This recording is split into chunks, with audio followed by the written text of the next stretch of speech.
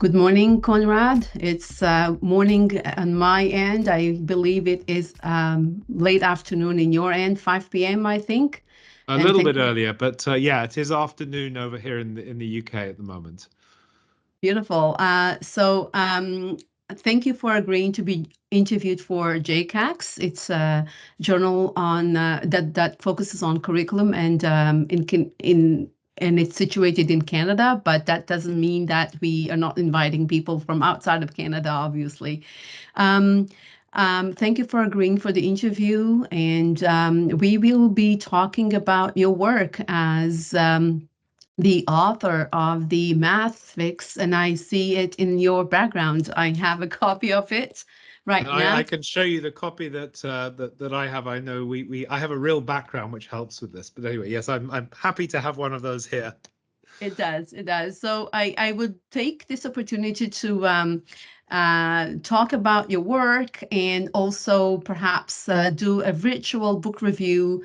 The book is titled The Math Fixed, and what this actually really made me choose the book and read it cover to cover. And I would like to share some quotes and perhaps discuss them in length with you. But let's start with your work and the path you have gone through in terms of your background. So can you talk about a bit about how you developed in terms of your work in curriculum, and how did it impact your scholarship in the field of curriculum and education? Sure. Yeah. Well, thanks very much for the intro. It's great to be here.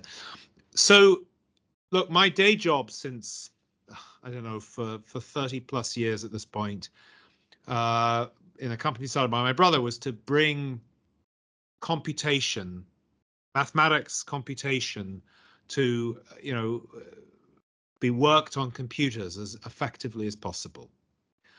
And so in the end, that's meant that we at Wolfram, through Mathematica, Wolfram Alpha, and other things, have interacted with mathematics in the real world and in educational world, probably more than any other organization on the planet over the last 3 decades plus. And so, I've been watching as that's been developing very dramatically, and we're now entering this AI age, which in a sense is an application of mass computation. So I started noticing, and this particularly, I suppose, grew at the sort of 2009 with the release of Wolfram Alpha, how education, particularly school math curricula, seemed to be diverging a lot from what was actually being done in the real world. And of course, I was at a pivotal place to see this because I was seeing the real world. That's what we were doing our job for, so to speak, for the most part, and I was also seeing the academic world who also used our technology and things. And so I was looking at this and wondering what happened with this divergence. And so that's when and Wolfram Alpha was interesting because when it launched, for some reason, people suddenly reacted, a lot of the teaching community, some positively, some negatively, and said, it's amazing now. We can do like symbolic mathematics, like integration and differentiation on computers. And I was thinking to myself, well, the most exciting thing to us with Wolfram Alpha was it was basically an early symbolic AI, which would take real English, so to speak, and do something with it, understand it. And that was the most exciting thing for us. It was great, it would do integrals and different derivatives and other things, but we'd been doing that for 20 years by that point. So that to me didn't seem news, but was news apparently in some of education. And so that again got me thinking a lot about this issue about the divergence between education that I saw and the real world. You titled the book very appropriately, The Math Fix, an education blueprint for the AI age. It was published recently, and I would like to start with the problem that and how you frame it in the book. So I would kind of want your permission to read off some quotes from the books, and I will start with page 137. Where you say one of the most exciting pedagogical changes A computer-based math or new core computational thinking curriculum can achieve is reordering. And I think this is a key word, reordering. At the moment, the curriculum's order is largely determined by computational complexity, how hard it is to do the calculation. Things that are hard to calculate come later, like calculus, not because the concepts of what they represent are necessarily more complex, but because actually doing the sums requires lots of calculating skills. In a new computer-based math education world, which is basically what you are trying to promote here, computers are assumed to do the calculating, so the curriculum can be reordered by conceptual complexity, not computational complexity. So that is the problem. Can you speak more about that? Yeah, I mean, why are we all learning math for years of our life? Why is it compulsory in basically every country, etc., for a decade or more? Well, I think because great decision-making system, and even more so now because we have machines that do a key part of it. So that's why I think you can argue for other bits of it. It's good for logical training even outside the mathematics itself, and of course many jobs now depend on this. So there are a whole melee of reasons. So that's sort of the background, in a sense, for why you might want a compulsory math. So then you ask, well, let's get to real problems that you can solve as quickly as possible. So, I mean, you take this simple example. I've got a glass of water here. And you might say, how much water will fit in this glass? And you might say, well, it's pretty amazing way of thinking in mathematics. If you slice it to, tiny disks, essentially, and add them all up, we can work that out very nicely, even though the glass is curved and has a funny shape, etc. If we happen to know how the curvature works, as a typical example. Now, I think the idea of that is amenable to many, I don't know, 8 or 9-year-olds. It doesn't seem possibly even earlier than that. I mean, and you can argue about, and it's an interesting discussion as to when that could be. But the basic idea of the idea, you might slice something to lots of little things and add them up. And then, by the way, as you get really, really, really thin, it gets more and more accurate. And then there's this magic function that does this. And for that moment, I mean, later you might come back and do something else with it. For that moment, the magic function is just amazingly useful. And it's a tool in the toolbox for working things out in a very efficient way. So to me, that's something that ought to come early. And it's a very stark example of where we wait till really late because you have to have a lot of algebraic skills to actually be able to do the integrals by hand. And it seems to me completely the wrong way around. If you want to have people understand why math is compulsory, get them actually using it, get them using it in their lives, they need to have real problems. And the real problems, to work them out, need things like calculus. And I think we underestimate the conceptual ability of many of our students because we've muddled it up with these mechanical skills that actually really don't have to happen at the same time, and in some cases don't have to happen at all. I mean, another good example of this is machine learning. Where is machine learning in our maths curricula? Answer, basically nowhere. And if you ask about machine learning, see, there are many. One of the things to understand about these things, there are many different levels of knowing, and one of the outcomes systems we've been working on tries to represent this in a way I haven't seen in other curricula. And so, for example, knowing about machine learning at some simple level, I think it's early primary school or mid primary school. It's like, you teach the computer something like you as a 5-year-old might learn by looking at lots of things and saying, oh yeah, I recognize that now. And that's what machine learning can kind of do for you. That's as a tool in the toolbox. Now, of course, later you might understand much later you might build neural networks. But that's a different thing. That's how you build the machine that works, rather than how you use the machine. And I think the more experience we get earlier for these things, firstly, I think it's more interesting for many students because I think they can see things in their real life and deploy mathematics onto them because they're using real tools.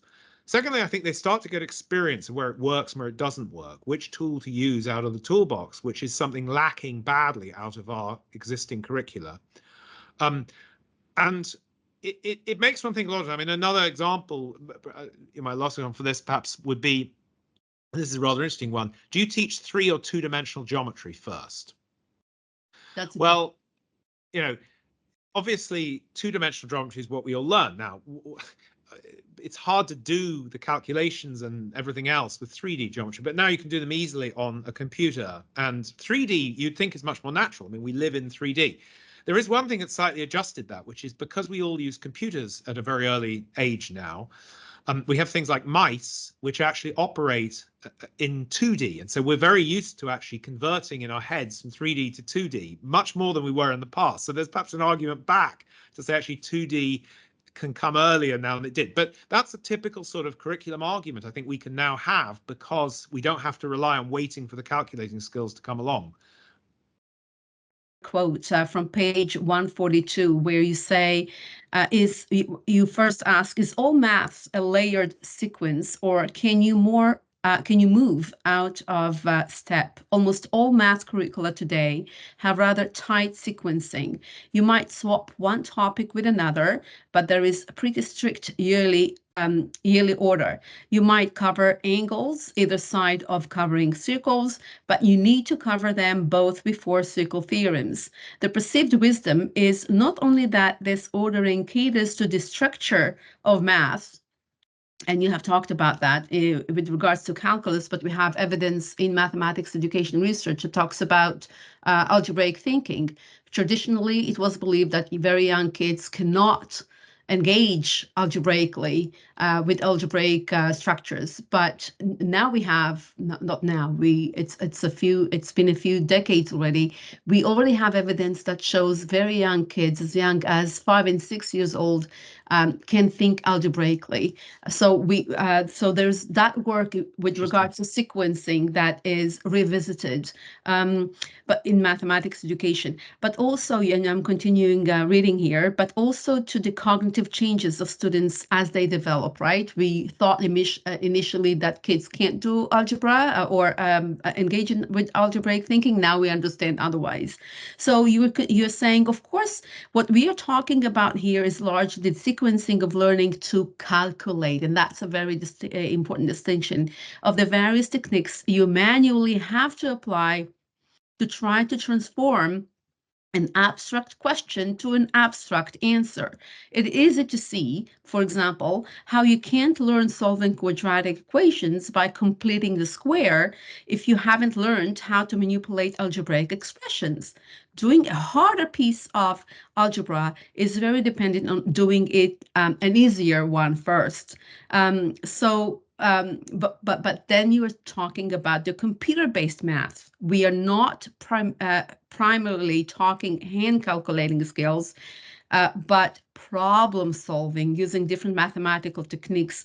And you are stating that you believe there is much more flexibility in sequences of topics in the AI age. Can you talk about that a bit more? Yeah, it's interesting you've highlighted that section, which I think is important. I mean, just to frame this also as to why I think it's also pretty important, which is that one of the problems I think in maths education at the moment is if somebody misses out on a piece, it can really mess things up quite badly because the sequencing is quite tight and they are then sort of unable to, there's a block out which has to be filled in, and sometimes a whole bunch of things on top of that didn't work.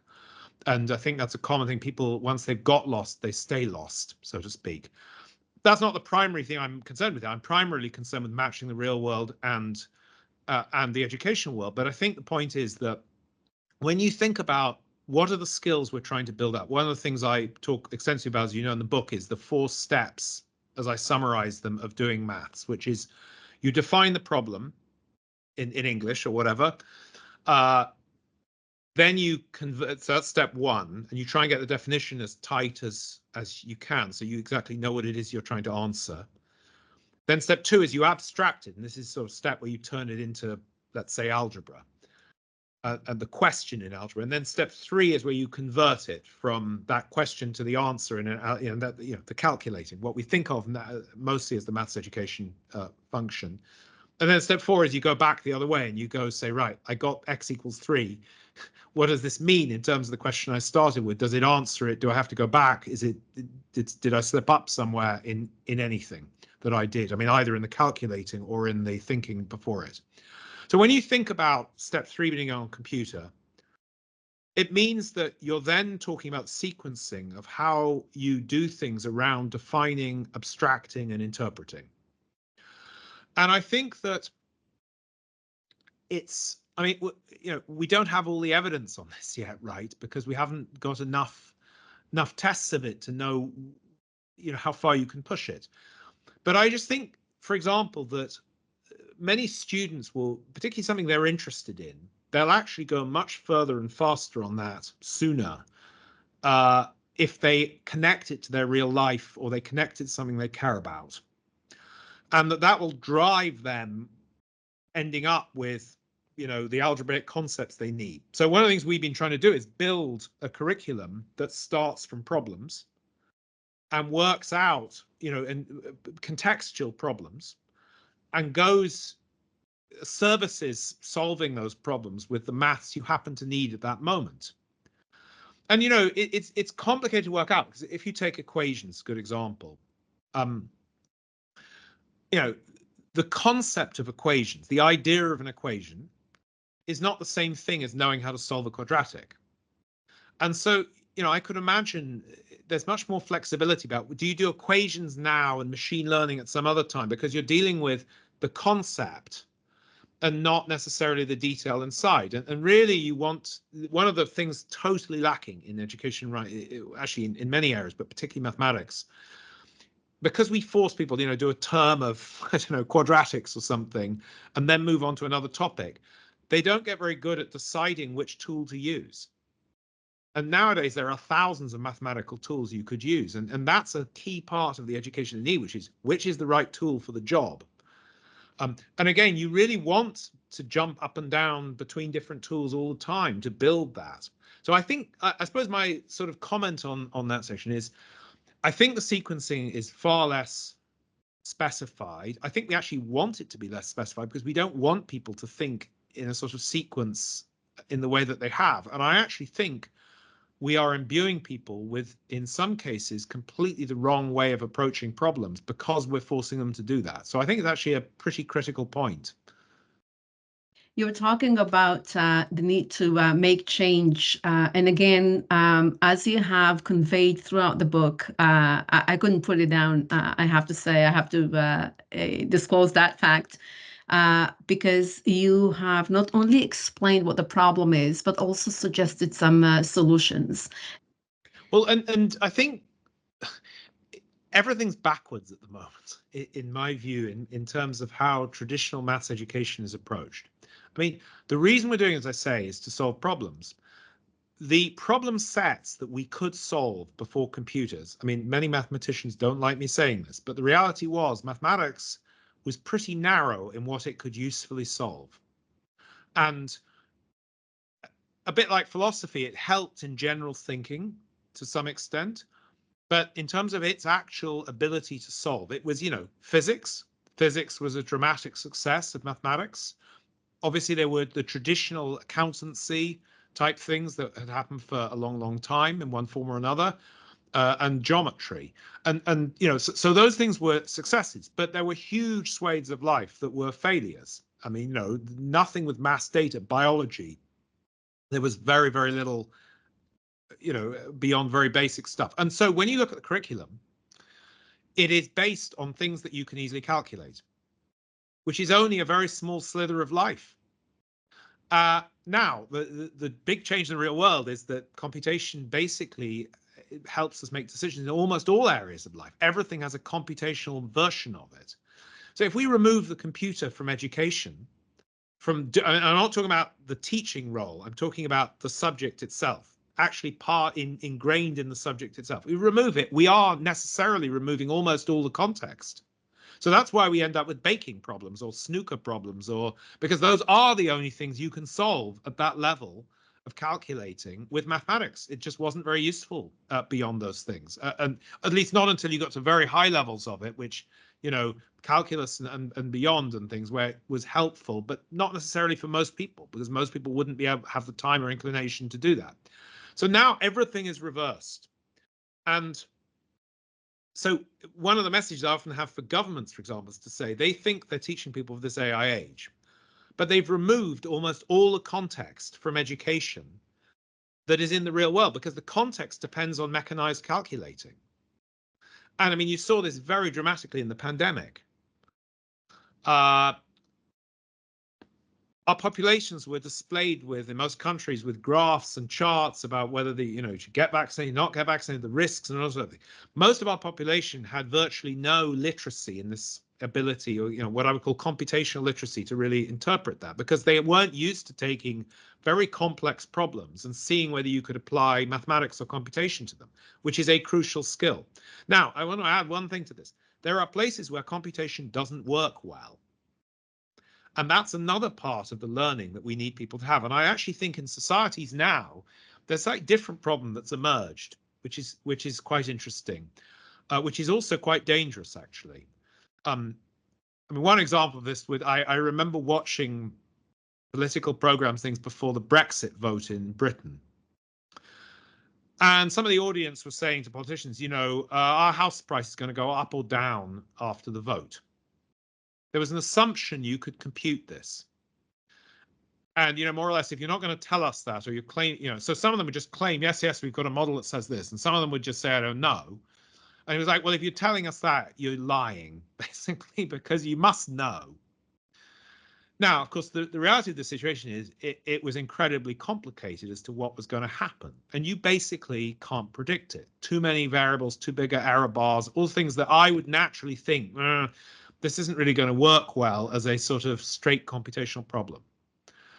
And yet that isn't really built on our population. So it's actually gone full circle from maybe 100 years ago, people thinking it's kind of like chance. You couldn't predict a lot of things. Now people have seen such success in engineering and physics and other things, that you can predict anything with computation.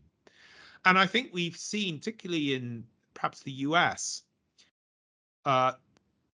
this problem of, take something like the pandemic. Somebody stands up.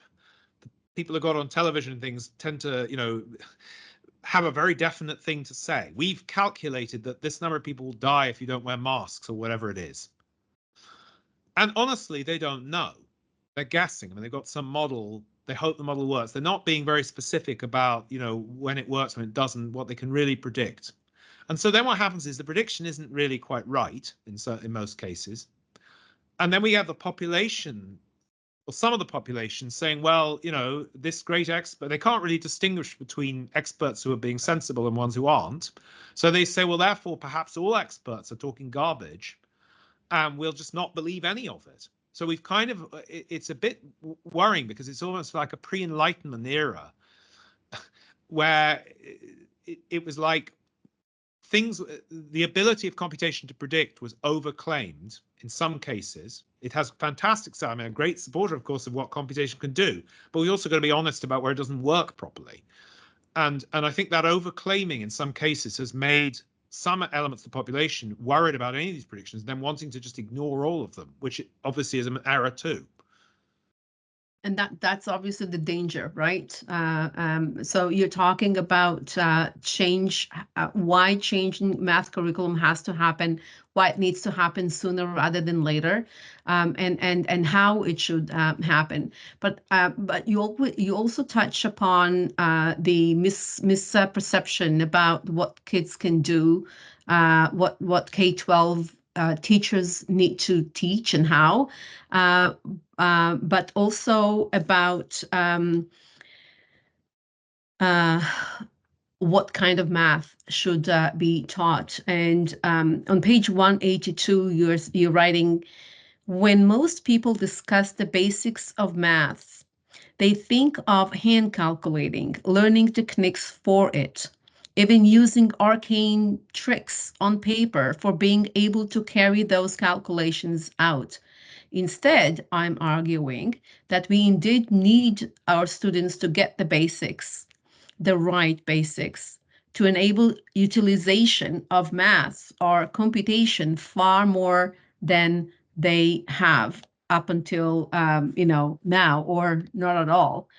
And you're also saying in the way that releasing new products is key to tech companies' competitiveness, and action to achieve this objective is promoted up and down successful organizations.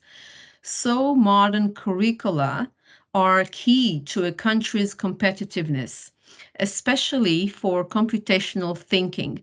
And this needs building into urgency of releasing new curricula. Can you talk about some successes you have had? You've been working on it since you set up your organization. It's been 15 years now. Can you talk about some changes you have noticed? Yeah, not as many as I'd like to. I mean, I'll be frank about it, because the ecosystem of education for subject change is completely stuck. And it's quite easy to see why this is. Let me talk about this for a moment. I'll talk about some things we have done, I think some of the changes I've seen. But I mean, at the moment, just to be clear how this works in most countries, right? You have exams that are pivotal, often before college is a very pivotal moment. Because they're so pivotal, changing the content of the exam requires everyone to agree. You know, colleges, governments usually, schools, students, and math is like the most, quotes, the most important of all of these pretty much, and the most measurable. And a huge amount is invested in it. And everybody has vested interest in one way or another. So if you want to change the subject of math, you're pretty stuffed. Now, if what you want to do is you've got a new tech, you've got a new startup that means you get a higher grade in the existing exam. Oh, well, then you're up and running, right? Because it's like, oh, everybody will pay lots of money for that. And if you want to try and help teachers teach the existing curriculum better, well, likewise. So everything is hinged off this measurement of these exams on potentially what I believe is largely the wrong subject. And it's even worse than that, because in recent years, we've had these international organizations like PISA who measure different countries against each other. And so if let's say an education minister in one of the areas of Canada, for example, wants to change something, they'll probably be measured against this. And so it's like, okay, well, it's even tying together the subjects even between countries much more than they were in the past.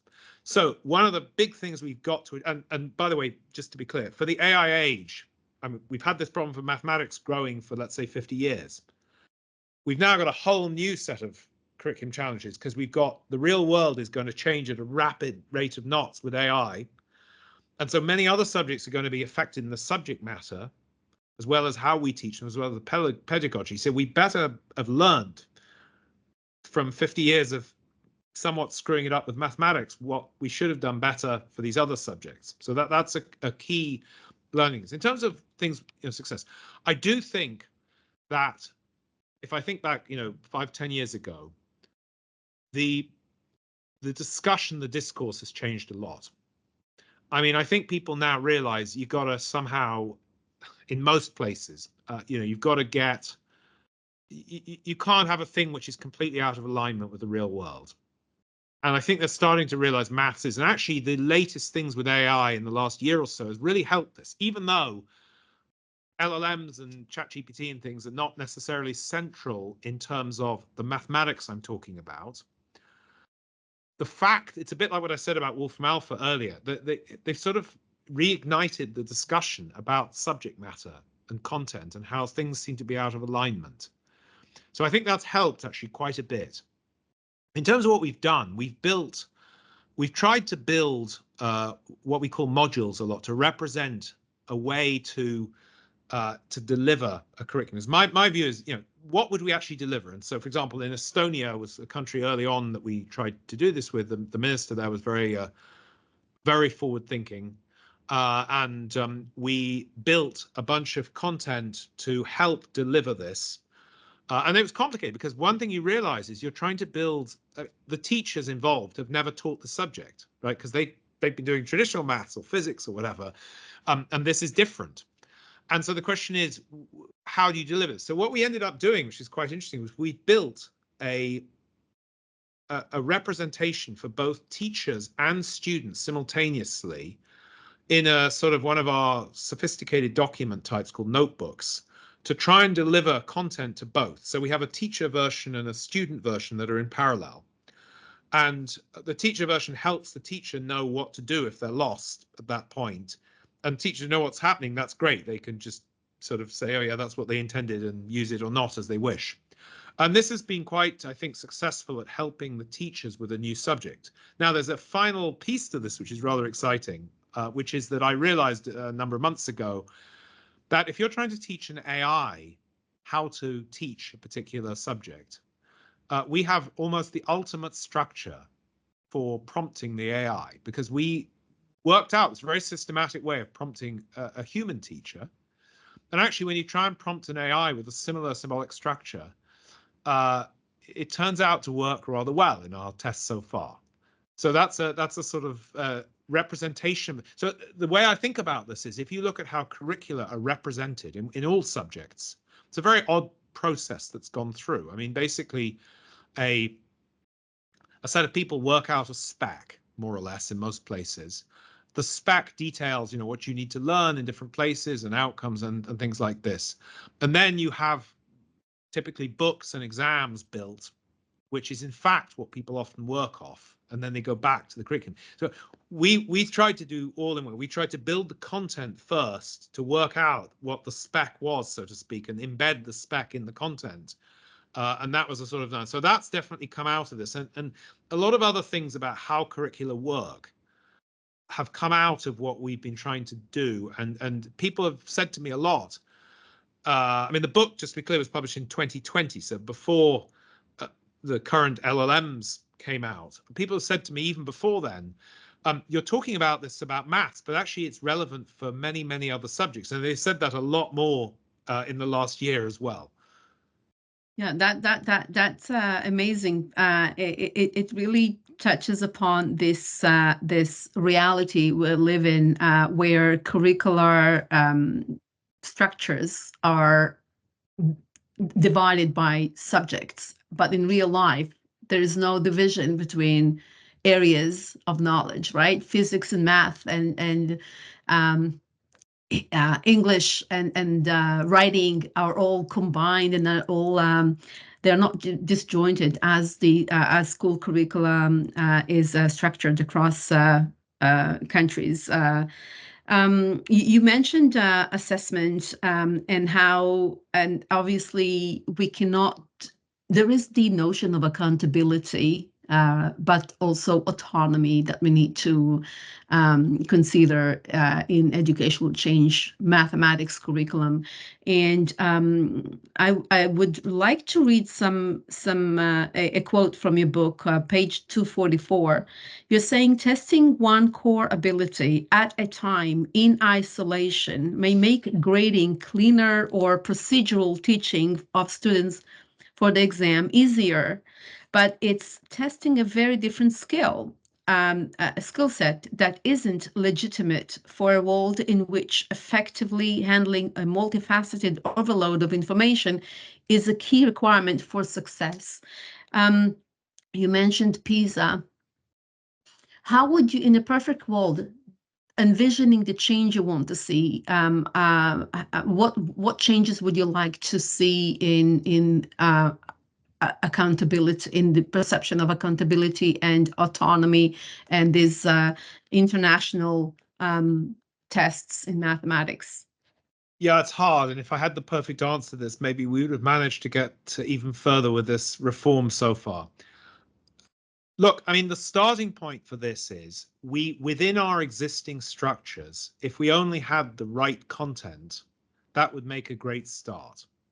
Okay, so I mean, number one is we've got to have computers. I mean, you've got to, outside there are computers in the world. They exist, and they're not going away. So that's, you got to have them in the way in which you assess people.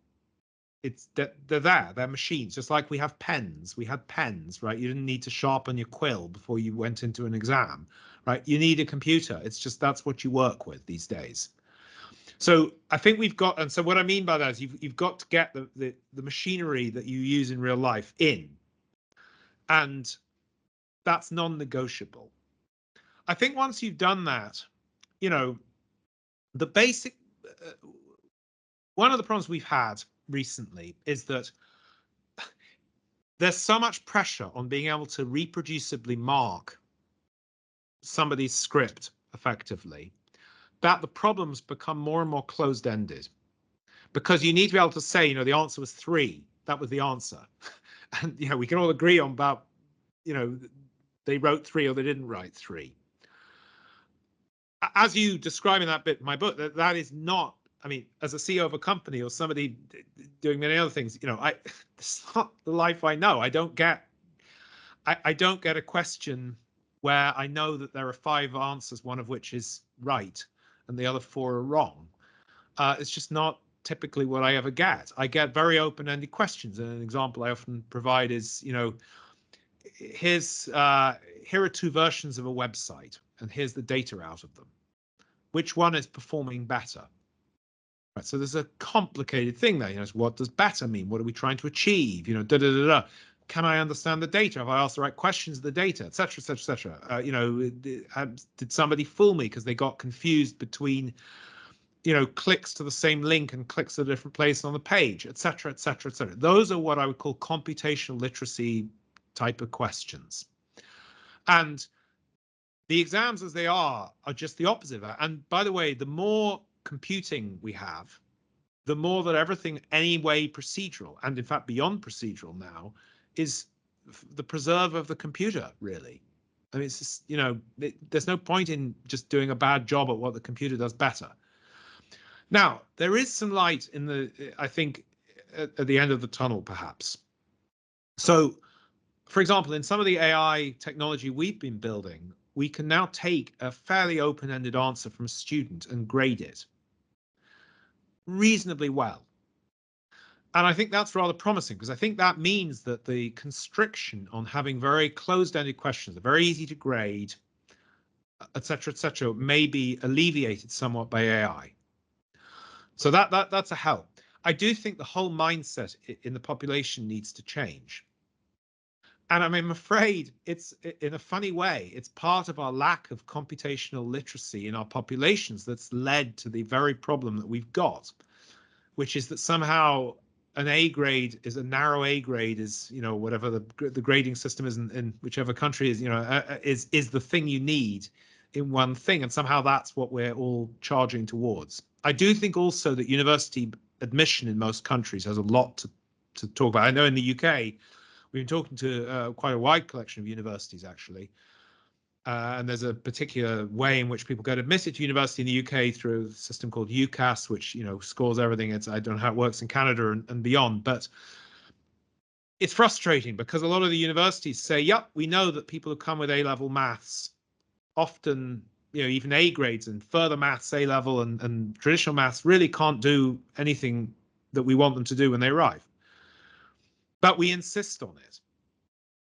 It's like, well, why do you do that? If enough universities get together and say, actually, we'd like an alternative to this, which would match our courses better, there would be a sort of ecosystem release, and you could go to the exam boards and say, well, actually, there's a market for this because schools want to put people in for this. The government could be, I think, moved on this front, but they won't move until enough people show interest, etc. So there's this stuck ecosystem that we need to get over. So I think there is some light in the end of the tunnel with AI. I think that people are understanding these narrow ways of looking at things and aren't really cutting it. And I think we're going to see a lot more movement in that in the next couple of years as this breaks out. And years and years ago, I wrote a blog post, some of which is in the book effectively, about how reproducibility of marking is not the same as fairness in exams, that fairness must relate to some extent of replicating the real world, not just making reproducibly marking exams. I'm fascinated by how you frame the problem as a narrow way of thinking about what mathematics is, and how mathematics from 100, perhaps 150 years ago is still procedurally taught the same way even today. And I think this is a good time, a good point for me to read three more quotes from your book that really specifically describe the problem and perhaps some of the resistance.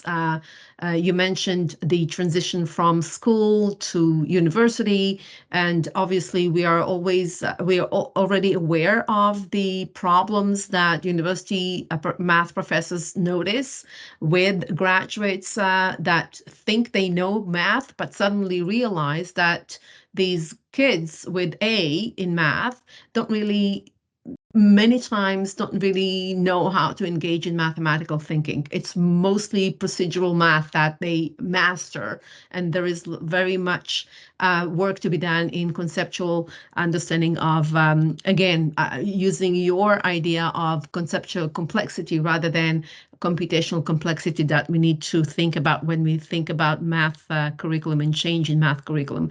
So I'm reading from page 251, where you say, every time tedious calculating skills feature in discourse as a way of getting student standards up or are portrayed as a key achievement, there is cumulative damage sustained because this implies that that's what maths is primarily about. And you're saying through the noise of political discourse, you talk about change that perhaps is more difficult to initiate because of the difficulties in political possibilities.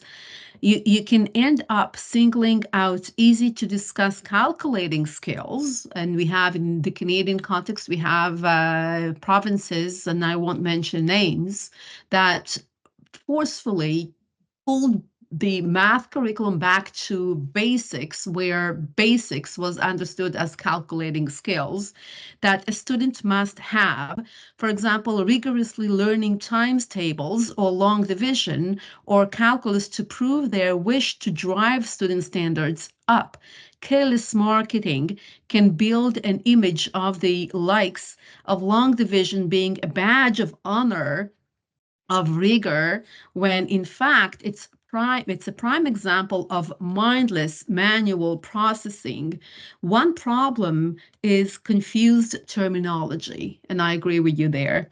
When commentators on or government talk math, they seem intent on convolving hand calculating with rigor, and that's, I think, the strongest point I hope to make through this interview with regards to what change needs to happen in math curriculum. So rigor with understanding and calculating with numeracy, all these conflation of ideas happening, maths with calculating and rote procedure learning with the conceptual and intellectual requirements of real-world maths. Not confusing these different aspects is an important start to better representing math, and that's where work with parents or really public discourse about what mathematics is today or what it means now with AI needs to happen. Can you talk about how resistant, um, audiences such as parents or perhaps policymakers, that they're not really understanding yet the urgency of the need to make this change. Yeah, How? they certainly don't understand the urgency. Well, the urgency is a funny one because they think something needs to change, but they're confused. I mean, I would say, so a couple of things I would say. I think confusion predominates outright hostility in most places, in most circumstances, not all. And there is, as you, I think that was a bit of the book I was quite pleased with. I think it made it quite clear just how bad that confusion really is. And I think the only obvious thing which I do in the book, as you know, point to periodically where I think there was a similar thing, but it was far less widespread and it was Latin in math, forced Latin on everyone for many years of their life but it was mostly limited more intellectual schools and at a different time. But that's the only thing I think of, anything similar. It's very strange because it's almost like a sort of religious conviction in some cases that's been drummed into you for many years of your life, and it's quite hard to step out of that. Now, what I've found, and this depends quite a lot on each country and each jurisdiction and how people think about things. So I know some better than others. I know the US a bit better probably than Canada. I also know the UK, amongst others. I mean, in the UK, it's quite pragmatic. Most people, after you get under, it takes a few goes though, even with people who are quite into these subjects. It's like they come back to me and say, I've thought about what you said and now I can see it.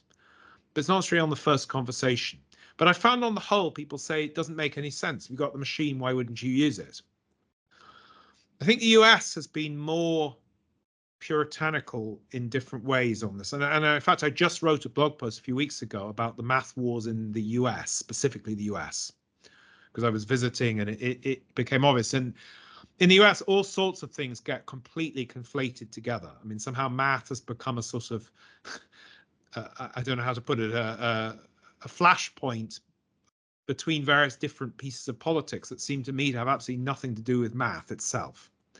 And one of them, by the way, just to be clear about, is sort of this rigor business. And that happens a bit like in the UK, for example, you get, the rigor, we've got to have rigor. We don't want to let standards go down. And the people who are seen as, vocational and sort of letting everyone succeed.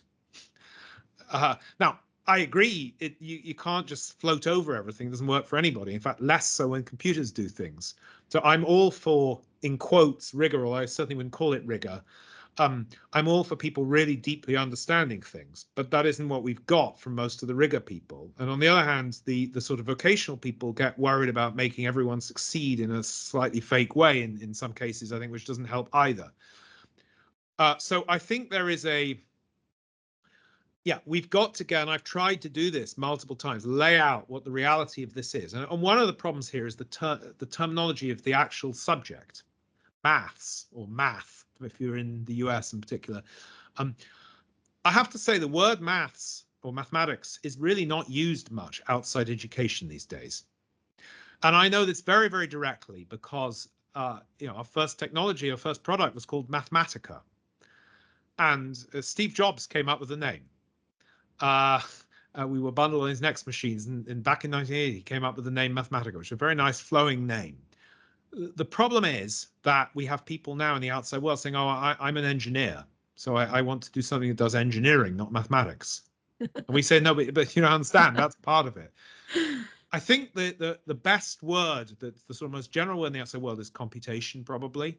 And you see this a lot because we see subjects like biology, and what was mathematical biology is now really computational biology, computational linguistics.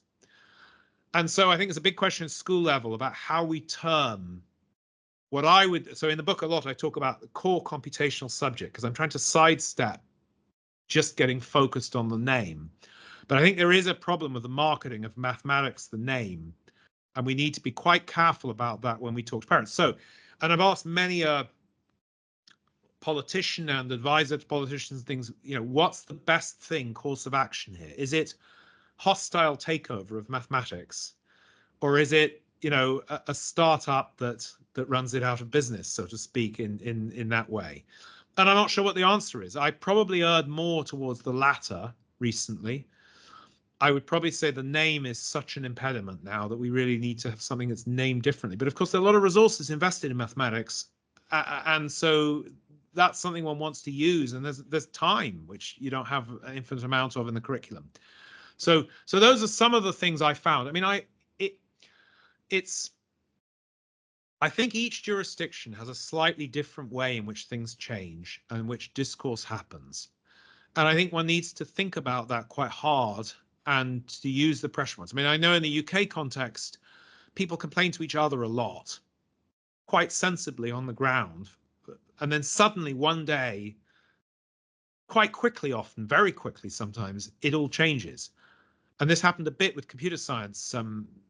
There was a lot of groundswell about how it was completely wrong. I think Eric Schmidt gave a talk, and then suddenly this all changed quite quickly, although not perfectly. So I think these changes do happen, and I think one needs to look out for them and analyze one's own setup as well as possible. But I don't have a perfect answer, unfortunately, on this. Change is never easy, obviously, but I agree with you. It takes a long time. I hope it doesn't take 100 years to. We might miss the train. But if we think about change through the lens of complexity theory, and there is other theories, of course, chaos theories and others, but I won't go in there now. It's about understanding that change not only happens top down, not only through policies and dictating teachers, telling teachers how to teach and what to teach, but also bottom up, which is why I think this conversation we are having, your book and the conversation, and hopefully continued work and the work that math teacher educators do will empower change agents on the ground as agents of meaningful change. One last question before we end the interview here, Conrad. Thinking about 21st century skills, thinking about the reality of AI and math, and again, we'll call it math for now, even though there is some discourse about why we need to change the naming. There's a lot of connotations in the naming, right? I think I agree with you. As long as we call it math and not another name, the habits of teaching mathematical ideas will reproduce themselves just because we are doing math. And the way we have been doing math needs to be reflected in how we do math in our classes. So can you talk about 21st century skills and how change that is informed by your book and by your work can look like? So I agree with your earlier point about the fact that we need to mesh different subjects. I mean, I know a lot of people want a sort of, project-led setup, and I'm very sympathetic to that. Where the projects, are as much focused on examples of things you do in real life across all disciplines. And I think as soon as one gets to that, the better. But I do think one needs to be a little bit careful. I think there are people who say you can do everything that way. I think something like mathematics, you need to have a very sort of scaffolded approach at the early stages because there's just so much that you could even the concept of what you might do is not there. And until one's got that, it's very hard to have people sort of imagine that. I mean, after all, we've had some of our top thinkers in the world for hundreds, if not thousands of years thinking about this. So the idea that somebody come up with it is crazy. So what I would like to see is, as a general thing, we should always import machinery that is obviously there to stay as quickly as possible into education. And that's a critical part of everything we do. And obviously, computer has been a massive change. And one of the great things I want to say about this industrial revolution is that, in the case of sort of smelting plants, you couldn't bring them into the classroom, right? Because you can't bring a smelting plant into the classroom. In the case of computers, I mean, more or less, certainly in developed countries, our children can use very much the same technology as you would use in the real world. You can bring them right in there. There they are. So I think that's something we need to be very clear about, the essence of what it is we care about versus the mechanics of the moment, as I call it, and not conflate the two. And so I would like to see a curriculum where we start as much as possible from real world problems, real world contexts, and work back rather than sort of start from and you get to things. Abstraction then becomes really useful because you can actually work much more out than just talking about it in English.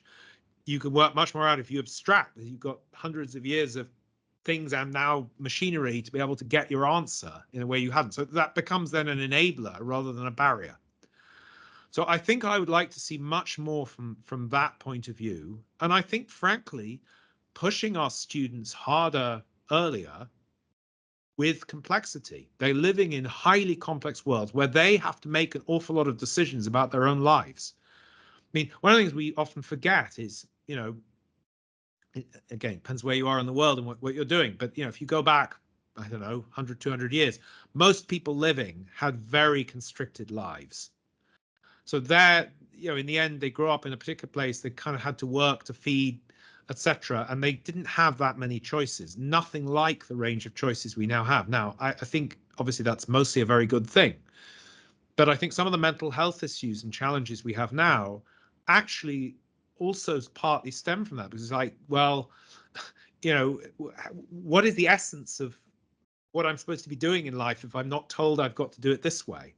Mm-hmm. And so I think that's a very, very important part of, you know, what people should do with education. And people often ask me, what's the point of education? I mean, you know, many people have many theories over hundreds of years. I mean, my most succinct phrase of this is to enrich life, not just in making money, not in just richies, but in actually fulfillment. And so I feel like we need a much more rounded thing where people, I think one other thing I would also say is this idea that there are these I've argued quite a lot in the book about what needs to be a compulsory subject and how can people go down a track they're interested in. And again, I think in many countries, we've got far too obsessed with endless, you know, maths, for example, because it's so important. Everybody has to do it, even though we haven't quite worked out why in many cases. And I think that's quite damaging. You know, some things like arts and music and other things people might be excited about have got drawn out. And again, we've got light at the end of the tunnel here. You know, if you are in a remote school, not a fancy private school somewhere, if you're in a remote school, you potentially have access to all the, you know, YouTube and all the other things and other ways that people can watch things and get educated in subjects that your teachers might not know anything much about. And that's wonderful. So if you get interested in ancient Greek and you're in a remote school where there isn't a teacher within 500 miles who knows ancient Greek, you can still learn it. So we need to reform the curricula so that there are things, yes, that everybody needs to know, their own language, something about history, so mistakes aren't repeated, and I believe computational literacy. Those are pretty critical, and there are some others besides. But then I think we want to encourage people to go down as much as possible, excite them about their own track. And I think that's missing and needs to come back. And we have the technology to deliver that. And on the computational literacy front, you know, I've often compared what I think is important now on that front to the establishment of literacy I think really sort of the idea of mass literacy was sort of late 18th century. The idea that everyone should read and write and this was important, I think, you know, was a shock to many people at that point. I mean, they didn't think this was possible, true. You know, a few high priests and aristocrats could tell you what to do. That was all fine. I think that's been one of the most successful aspects of human development in the last few hundred years, the idea of mass literacy. I think mass computational literacy is another step on that, is what we kind of need now. And, you know, if you go to a job in future, not only do you have to be literate, you wouldn't hire people in most places for a job if they weren't literate. You're not going to hire people and they're not going to function in society unless they have a certain level of computational literacy. And there are, of course, people at the top end who need really high-end skills in that, the calligraphy end, so to speak, or the poets. But that's not for everyone, but we need both. And just to remind listeners and future audiences that when we think about computational literacy, that's not computing numbers or manipulating numbers or numerical symbols. It is really working with computers, which is the root of the this concept of computational thinking. And it's just to very good clarification that there's what I call the 4 steps of computational thinking that I mentioned earlier. It's knowing that whole process, feeling it, usually with a computer in the middle of actually doing the calculating. And absolutely, it's not the calculating step by hand. Which is where a lot of math curricula are stuck in the calculation. And I like how you define, how you sequence the work. The definitions of terms is a must. Then we have the abstraction, using notation, not necessarily notations that already exists. This ability or possibility of inviting students to use their own symbols in making sense of the problems they have. That's something we need to encourage as well. Only then, only the third step is calculation. That's where a lot of math curricula are stuck. And then not forget to go back to this interpreting or testing, and going back, in the circle or iterative process of working with real problems, as you call it. And again, I hope that just to conclude this interview, the distinction between the need to move away from computational, perhaps I should say, complexity in calculation, and move towards complexity in conceptualizing mathematical ideas. That's one change we need to work on. I wanted to thank you so much, Conrad, for making the time to be interviewed with JCACS, and I hope we'll have more conversations about that. Oh, thank you very much. It's very interesting to get your perspective and which aspects you found most interesting, and from particularly from this sort of curriculum point of view. So yeah, very interesting conversation. I hope again, as a follow-up, there will be a book review, a scholarly book review on this book. I know it was published in 2020, but I think it's high time people know more of this important work. Thank you so much, Conrad.